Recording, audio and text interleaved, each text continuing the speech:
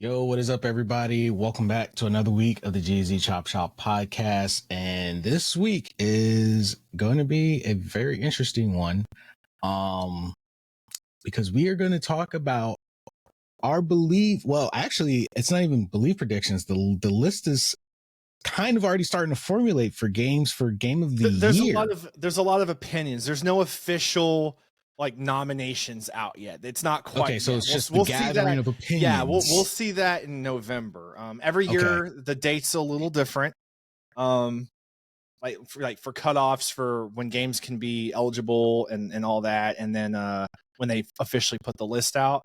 The game of the year this year it's going to be on December 7th. But when they put the nominations out, the official ones, we're not going to see that quite yet. Another couple weeks or so. But there's a lot of opinions out right now. So yeah, we're just gonna kind of touch on our thoughts here and what to expect, and some speculation, and throw some numbers out, and then see what you guys think. All right. So first things first, right? What is game of the year? What does it mean?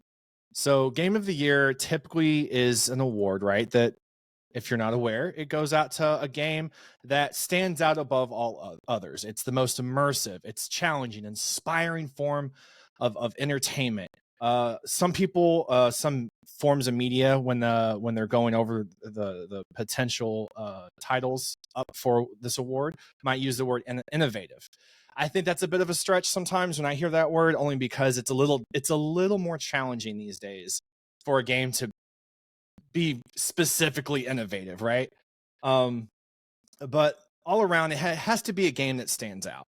Additionally, when it comes down to the votes, it's 10% our say, right? We can go onto the website and we can put in our votes, and that's 10% of the total percentage of votes counted. And then the other 90% are basically like high-end gamers, high forms of media, just various things across the board that play these games, and then they form their own personal opinion.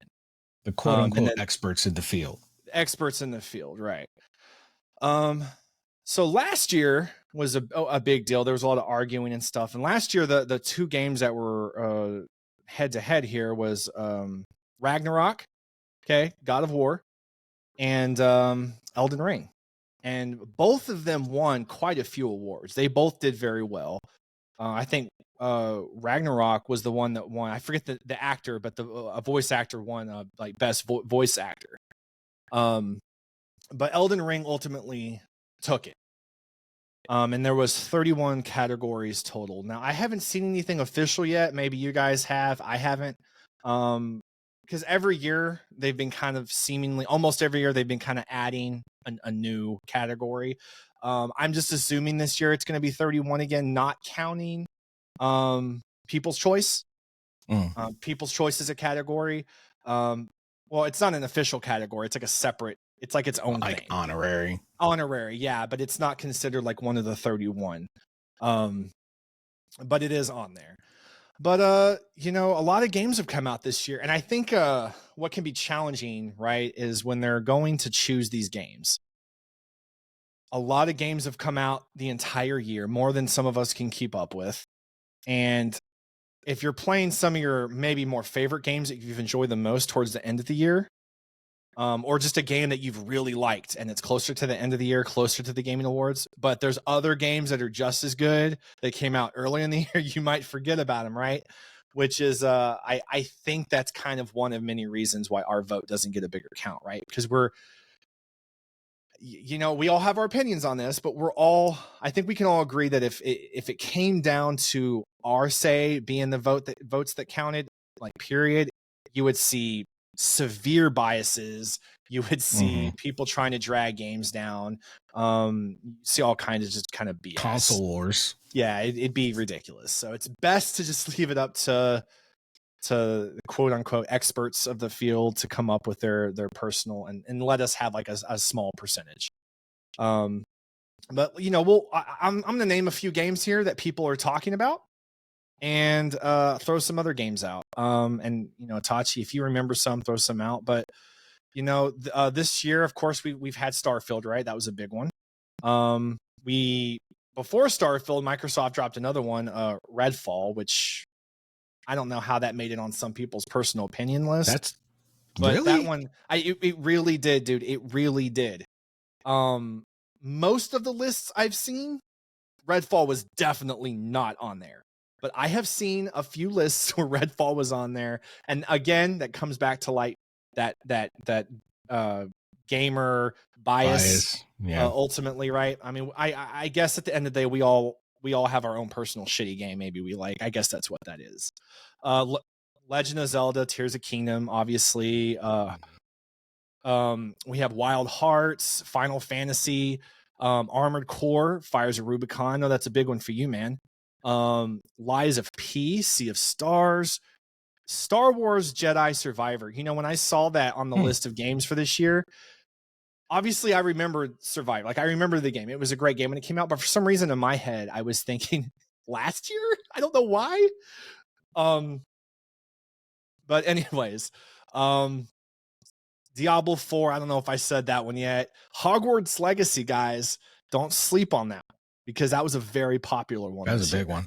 That was a big one. Baldur's Gate 3, shall I say more on them? Wolong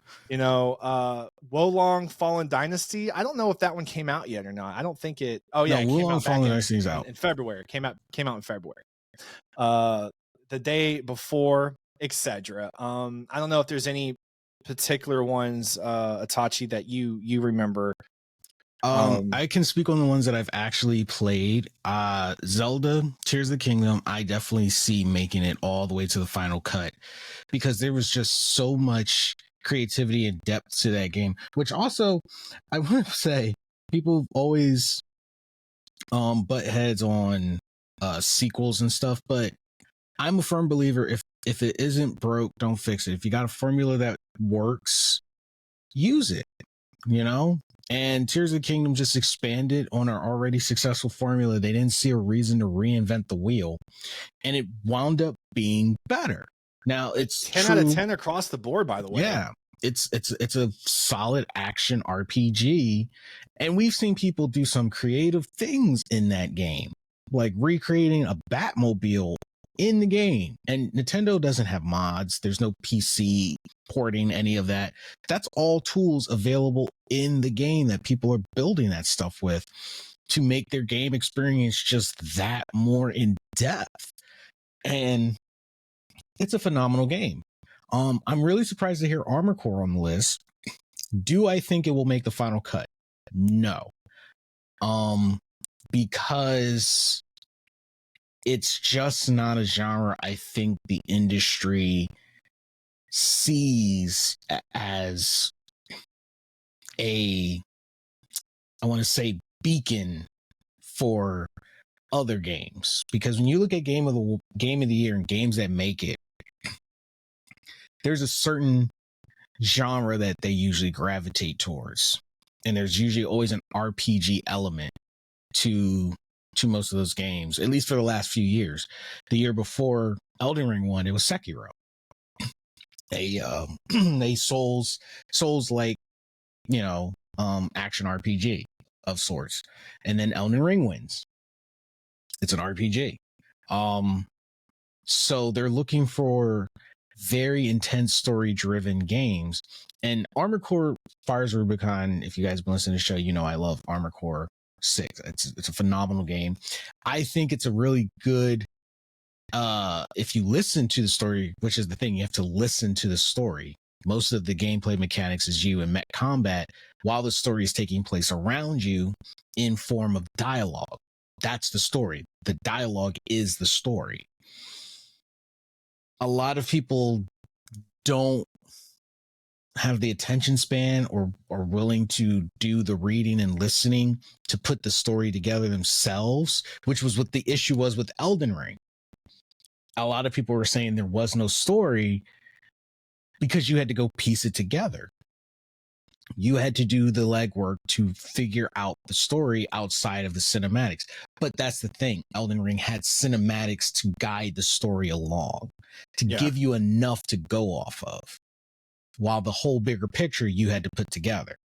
Armor Core doesn't hold your hand that way. Armor Core is FromSoft's baby. And they always take good care of their baby, man. They always produce, for the most part. Most of their Armor Core games are really good. I haven't played this one yet. It's on my to-do list.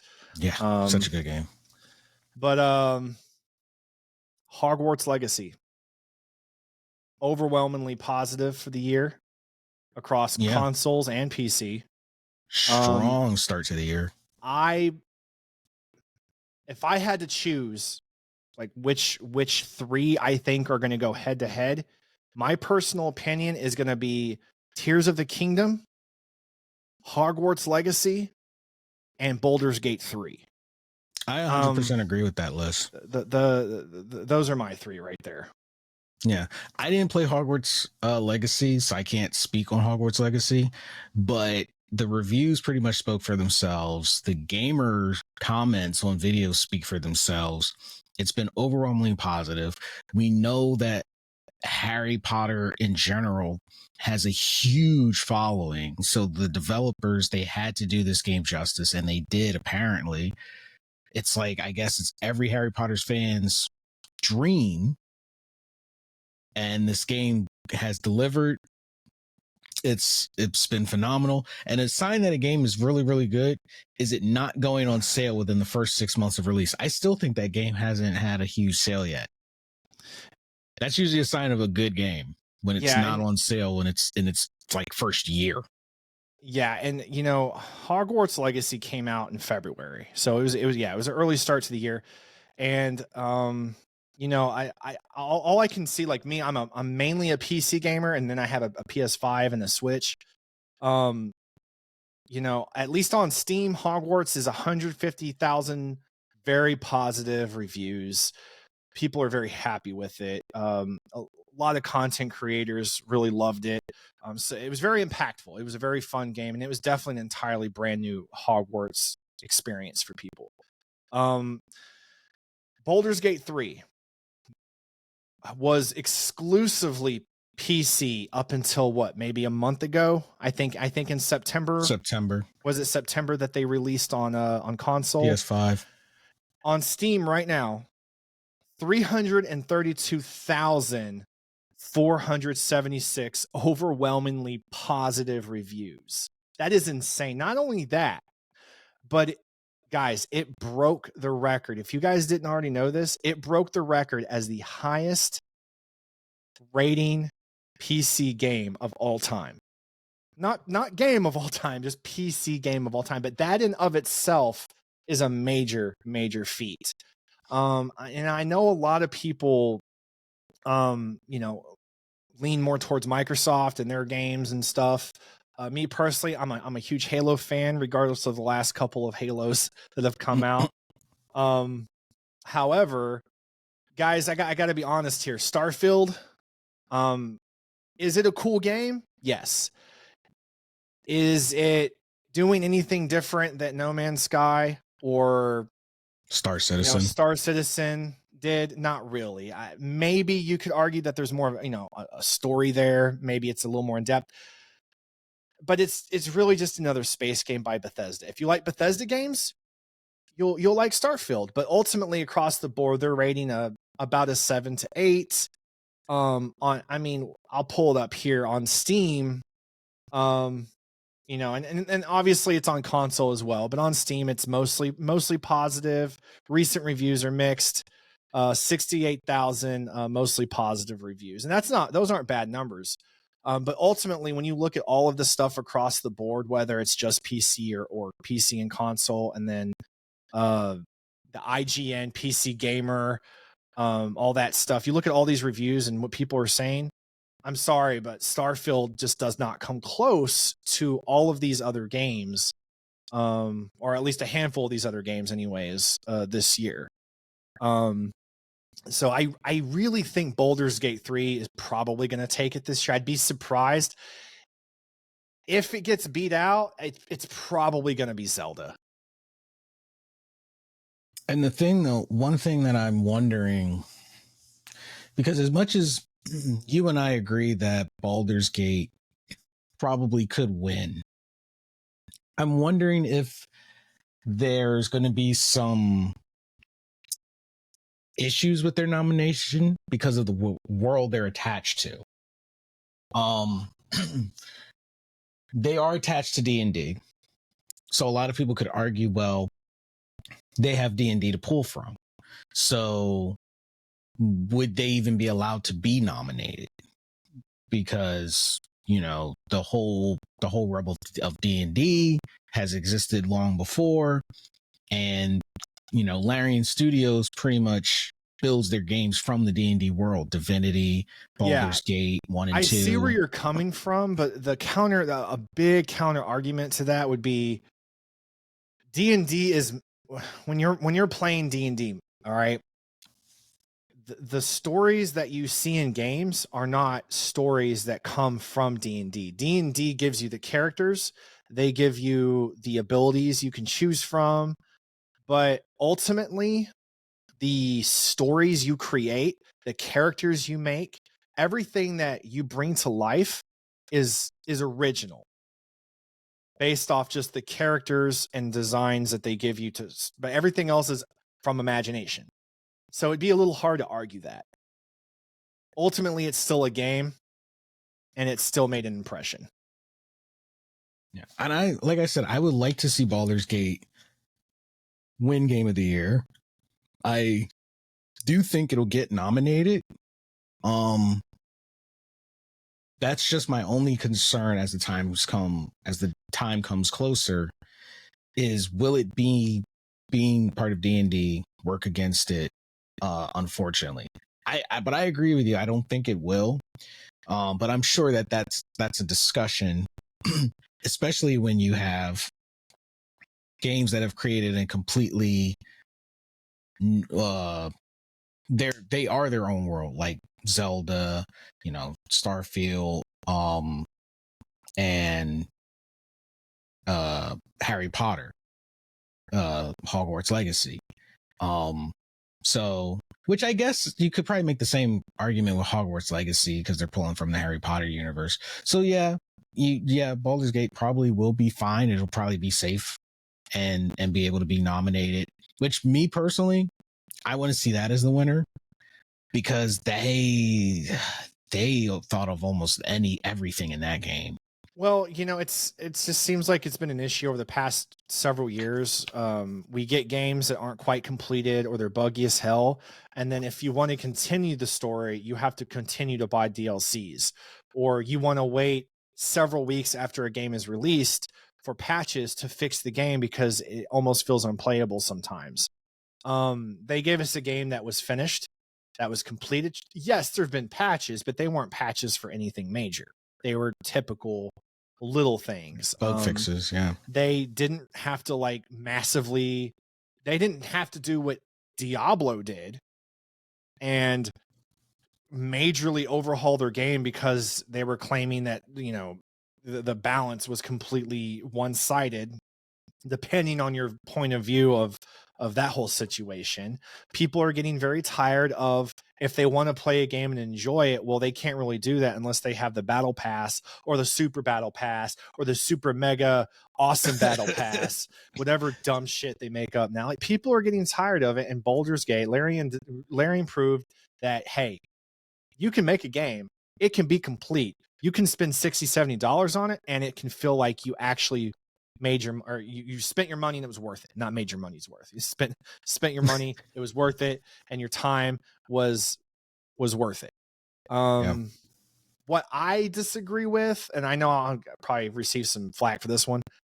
Look, I love Resident Evil and Dead Space, and I love those kind of games, but I do not think remakes and reboots, even if they're just graphical, whatever, I do not think they should ever be up for Game of the Year. I don't think they will. Ever. I don't think they will. If they had a category for best DLC, which for some reason I thought they did, but if they ever came out with a category for that, my nomination would go to Cyberpunk Phantom Liberty. Hands down. Hey, maybe they'll add it because you're right. It's not a category, but I mean DLCs pop out all the time. Much now. Like that's over half of what a game is apparently now. Yeah. So you got, the it's game of the year, and then right below that should be like DLC of the year, because literally that's the other half of the game. But yeah, no, I agree with those predictions. I think those will be the top three. I also agree with the Starfield one, because I was sitting here when you mentioned it and you're like, people are saying that I think that's just stubborn pushback, because there's been so much headbutting over Starfield that the community is determined to at least get it in there, just to get it in there. Y'all, I don't know how y'all are sticking with Xbox and Microsoft after this. And this is coming from I used to be an Xbox player, man. The amount of times that they screw you guys over and up your passes, which, hey, by all means, Sony does the same shit too with the up in the damn Game Pass or whatever the hell, the premium, they up their premium. So all these battle passes, everything's a fucking pass now. Piss me off. That's why I play mainly PC, man. But damn, now they're like shutting y'all's cloud servers down. I mean, so I'd be done with Microsoft after that one. And I just want to say, for the record, because I know people will probably be like, you guys just hate Xbox. I got my start of next gen on Xbox. I was loyal. I did a 360. Then I got hit with the red ring of death. That broke my heart. And the only reason I started getting into PlayStation is because Microsoft hit me with that red ring of death, which we found out later in a legal battle. They had designed in the system on purpose to make people send in their systems, and they still charged you a fee for them to fix it. So they had found a way to not only get you to buy the system, but then charge you again for that system, making extra money. It was a whole legal battle. And I got another 360 when I went to A school. When I joined the military, got a boot camp, went to A school. I didn't give up on them. I had a PS3 already at the time. I traded in my busted 360 with all my games I had been collecting, got a PS3. Microsoft pushed me to Sony, but I hadn't given up yet. I went, bought another 360 from one of the guys in A school. He was leaving. He didn't want to take it with him. So I bought it off of him because I still wanted to have an Xbox. Learned from a guy. He taught me how to fry the chip in the 360 to avoid the red ring of death. Did that. That 360 lasted me until 2 years ago. Mind you, I went to A school in like 2009. So that 360 is the only Xbox console that lasted me. Xbox One came out. It was basically a media console. We barely used it. Traded it in for the slim version. Day one from GameStop. I don't know if I told you this. Day one from GameStop, fresh out of the box with the Minecraft bundle. Didn't work. Didn't even turn on. Faulty system. So I had to go back to the GameStop to get another one. That one lasted me from, I want to say, like 2016 till 2019. And the reason it stopped working is because one day I guess it was mid-update. We had a blackout. It stopped working after that because, fun fact, what people probably don't know, when Xbox does updates, as they're updating the operating software, it currently starts overwriting the old one. It doesn't download the first one first, then overwrite it and delete the old one. No, it downloads it and overwrites it as it's downloading. So if something happens and your system is cut off, you're screwed because it doesn't have enough of the new one to read it, and there's not enough of the old one for it to backtrack. And I've learned that when I turned it on and it said install operating software, which I tried all the hoops and whistles and everything, and nothing worked. Get the flash drive, nothing worked. I wound up having a dead console. Where with PlayStation, it completely downloads the new one and then installs it. Doesn't delete the old one until it's installed the new one. It just keeps like a copy of the old one, and then it erases the old one. Because the blackout happened and both my systems were updating. PlayStation was like, hey, your system got unplugged. We just rolled it back to your other one. Don't do that again. I was like, my bad. It was a blackout. Microsoft was like, yeah, we can't read the software. You pretty much got a dead system. Have fun. And after that, I was like, I can't go back. I can't go back. I just probably had bad luck with this stuff. I'm sure there's people like, I've never had a problem. That's like with me with PlayStation. I've never had a problem. That's the only reason Microsoft pushed me that way. I can't trust their products. Trust tree broken. Trust tree was broken. But anyway, what do you guys think is going to be game of the year? We would love to hear from you. What game do you want to win? In what category? Doesn't have to be game of the year. What game would you love to see win in a certain category that is available for the Game Awards? We would love to know. Hit us up in Discord. Hit us up on our social media and Instagram. And if you guys want to check out our other podcasts, the Afterthoughts After Dark, hit us up on Patreon, patreon.com/OSN Media, where it is our exclusive all topic podcast for you guys that might want to change of pace. I promise you will not be disappointed. It's really, really good. Easy listening and ad free. So make sure to go and check that out. And if you guys are watching this on YouTube, check out all of our past episodes. I know last week Warner said I make some off the wall predictions that sometimes come true. If you want to find out for yourself, check those past episodes, check the dates that they were released, and then look in the news for the date that some things were announced. I think we did one with Discord and YouTube. Yeah. When they were talking about coming together in a partnership. We predicted that one about a year, 10 months to a year in advance. Surprisingly, and then we revisited. I was kind of joking a little bit, like when I brought it up. And I think like we came back to talk about it, and a week later, there you go. So check it out, guys. It's we cover a lot of stuff that has happened and transpired in the industry before it happened. We do research, we pay attention to the trends, and we just make some hypotheses that sometimes come to be. But anyway, we're out of here.